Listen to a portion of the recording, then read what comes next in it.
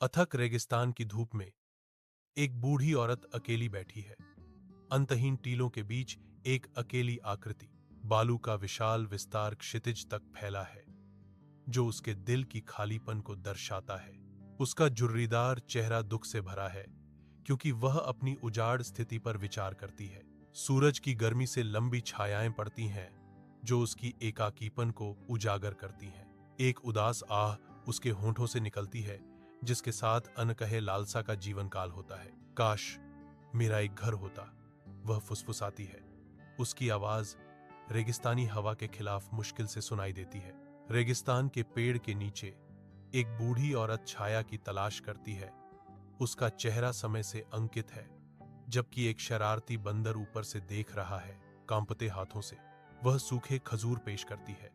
औरत और बंदर के बीच एक मौन समझौता होता है। बंदर उसकी पेशकश स्वीकार करते हुए खाना शुरू कर देता है। दादी, अगर आप मुझे खाना देंगी तो मैं आपको घर बनाने में मदद करूंगा, बंदर ने कहा। उसकी आंखों में शरारत भरी चमक थी। रेगिस्तान की धूप में एक बंदर लगन से लकड़ी इकट्ठा करता है। उसके छोटे हाथ अथक रूप से काम कर रहे हैं। बंदर चतुराई से नुकीले कांटों से दीवारें बनाता है, जो कठोर परिदृश्य के खिलाफ एक सुरक्षात्मक बाधा है। पत्ते इकट्ठा करके बंदर सावधानीपूर्वक छत को ढक देता है, जिससे तत्वों से एक ढाल बनती है। पुरानी कपड़ों का उपयोग करके बूढ़ी औरत अस्थायी पर्दे बनाती है, जो रेगिस्तानी आवास में घर का स्पर्श जोड़ती है। बंदर और बूढ़ी औरत साथ साथ सद्भाव से काम करते हैं। उनके संयुक्त प्रयासों से एक दृष्टि साकार होती है। बस कुछ ही दिनों में एक छोटा सुंदर घर बंजर परिदृश्य से उभरता है, जो उनके लचीलेपन का प्रमाण है। एक भयंकर रेतीला तूफान रेगिस्तानी घर पर हमला करता है।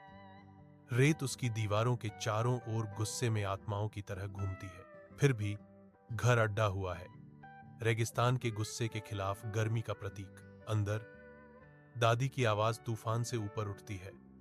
बेटा, अगर हम साथ हैं तो रेगिस्तान भी स्वर्ग बन सकता है। बंदर सिर हिलाता है।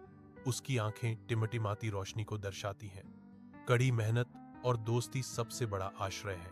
तूफान गरजता है, लेकिन मजबूत दीवारों के भीतर प्रेम और लचीलापन एक नखलिस्तान बनाते हैं। रेगिस्तान का क्रोध उस बंधन का मुकाबला नहीं कर सकता जो उन्हें एक साथ रखता है। एक सच्चा स्वर्ग मिला।